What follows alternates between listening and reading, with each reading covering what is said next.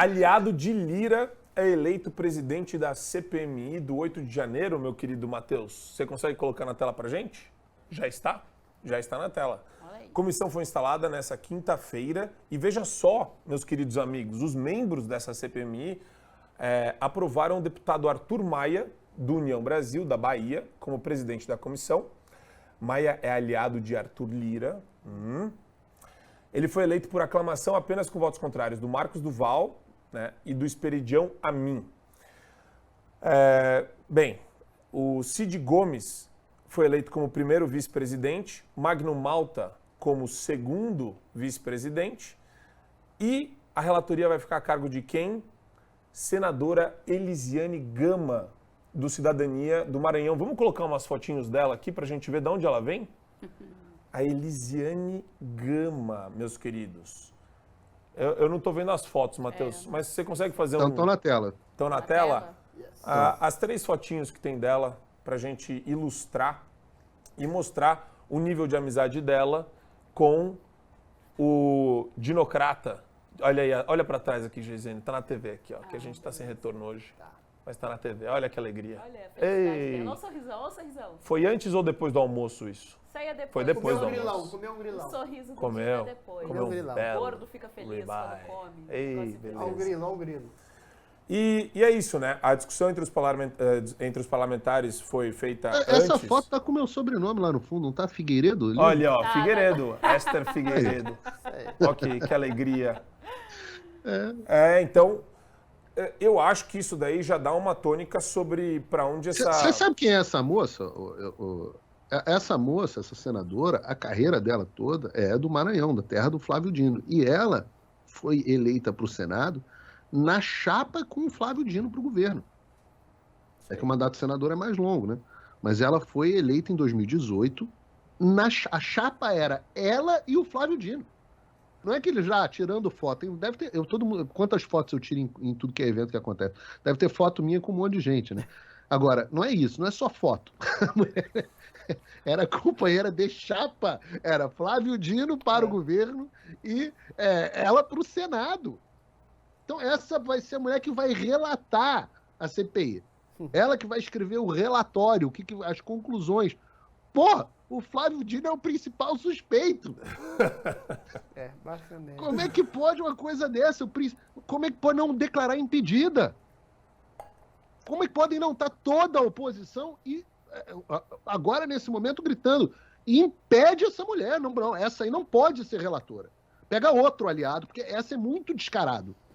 A mulher ser do Estado e da chapa do cara, consequentemente do Estado, né? Da chapa do cara pro cargo, não, aí não dá. Aí é um escárnio com o brasileiro. É muita cara de pau. Agora, posto isso, o relatório é o menos importante. A CPI pode fazer um relatório paralelo. Sem problema. A oposição pode construir o relatório paralelo dela, como já tantas CPIs tiveram. Isso não é importante. O importante é que os fatos sejam conhecidos. Exato. Uma vez que porque a verdade, a gente tem isso em nossa defesa.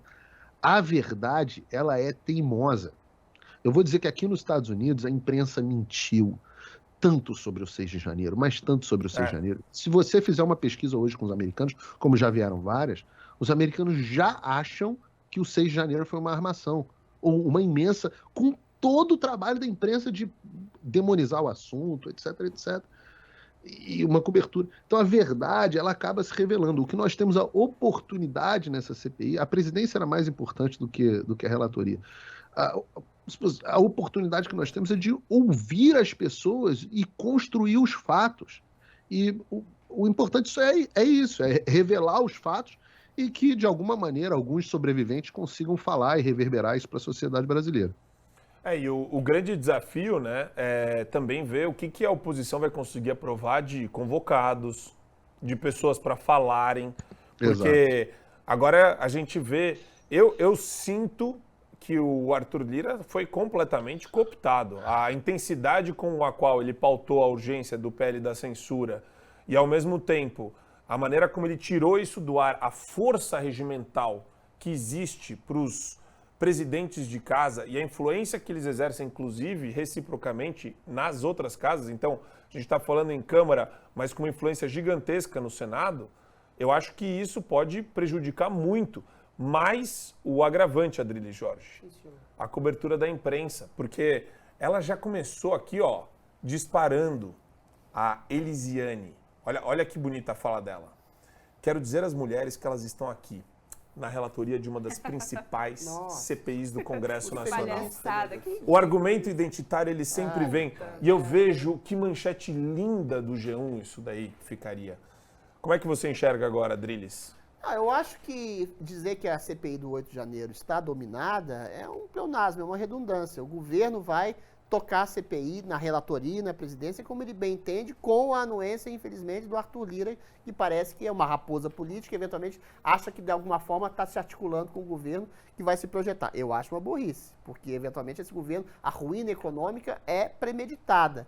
Mas a CPI, eu acho que ela serve muito mais à questão de publicidade da possibilidade de uma verdade ser colocada em pratos limpos. Por mais que a imprensa manipule a realidade, por mais que a imprensa tenha as suas preferências e coloque de maneira editada as falas e a linha editorial vai dar o gancho para a demonização ou do bolsonarismo ou da direita brasileira em conluio com o Alexandre de Moraes, com o TSE, com o STF, com a PGR, não vai dar para bloquear a possibilidade de parlamentares e autoridades serem convocadas e darem a devida explicação. Por quê?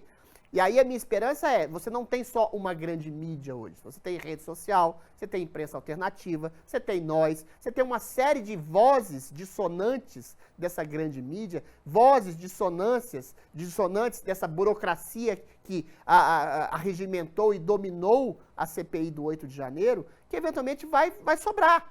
Ou seja, você tem imagens do chefe do GSI orquestrando as pessoas, você tem informações de que o STF e o PGR tinham acesso a essas imagens, você tem o fato de que quem lucrou com essas invasões foi o próprio governo Lula, você tem uma série de coisas, um arcabouço de coisas e de investigações que correm paralelas que fazem com que o povo tenha, de alguma forma, o acesso a isso que o Paulo Figueiredo chamou de verdade. A verdade, ela pode até tardar, mas de algum momento ela vai aparecer e vai vir à tona, como tem vindo sistematicamente. E aí essas pessoas que eventualmente estão com medo, juristas, jornalistas, políticos, pessoas, cidadãos na rua, vão eclodir de uma maneira muito mais veemente, mais agressiva, mais incisiva, violenta, porque existe uma raiva, não é nem ódio, uma indignação, não é discurso de ódio, Alexandre de Moraes, um discurso de indignação contida, tolhida, censurada, perseguida no povo brasileiro, que está vendo sistematicamente a democracia ser corroída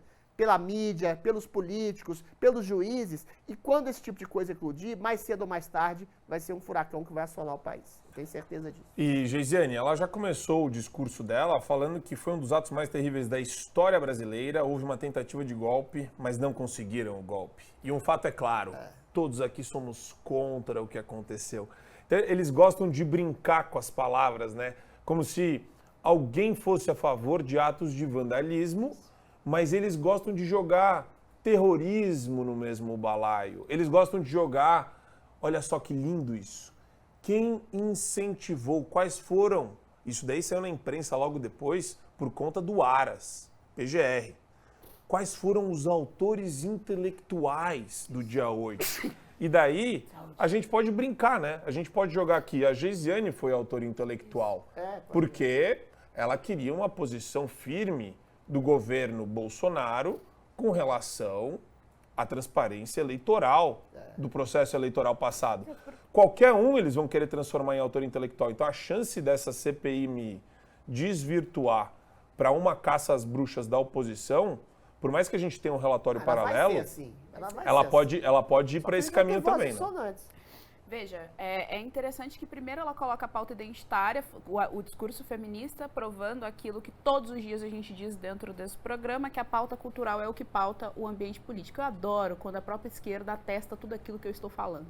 Então, a pauta cultural é o que vai dar o tom do campo político. Ela já lança primeiro que ela representa as mulheres, você não me representa e eu sou mulher, então tem um erro aí nessa conta. Primeiro ponto é esse. Segundo ponto, que eu acho sim importante, eu subscrevo o que o Drilinho falou, eu acho sim importante que se tem, ainda que seja, isso vai ser um show de horrores.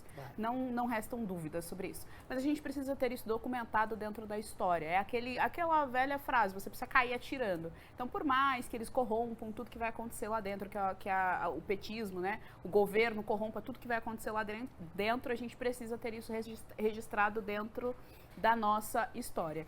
E aí, para você ver como tudo está ligado, né? E como essa pauta ela tem uma ligação muito direta com o PL da censura, que o PL da censura está no âmbito da fala. Você não pode falar de determinadas coisas, mas não é só isso. Você não pode pensar determinadas coisas. Então, todo aquele que pensa contra o governo petista, contra o senhor ministro Alexandre de Moraes, ou que tece uma crítica, e críticas pautadas em dados da realidade, pautadas em duas coisas. Primeiro, em estudo da ciência política, da ciência social como um todo. E segundo, em dados da realidade, ou seja, um objeto material, uma coisa que aconteceu dentro do espaço da realidade. Pautado nisso, você não pode tecer uma crítica, você não pode pensar determinadas coisas, você não pode falar determinadas coisas. Então, dentro desse cenário, entra aquilo, o regime stalinista, me aponte a pessoa que eu te aponto o crime. Então, se a pessoa é o Adrilles, se a pessoa é o Paulo Figueiredo, se a pessoa é o Marco Antônio da Costa, aí sim vocês têm uma responsabilidade intelectual sobre atos de vandalismo. Vocês estão em conluio. A direita nunca defendeu vandalismo, nunca aconteceu isso. Agora, eu repito, nós, enquanto direita, estamos numa situação de opressão. Portanto, é legítimo, sim, eu ter uma reação um pouco mais truculenta, uma reação à altura. Vocês estão me dando paulada todos os dias, eu não posso me levantar para defender? Claro que eu posso. É legítima defesa o nome disso.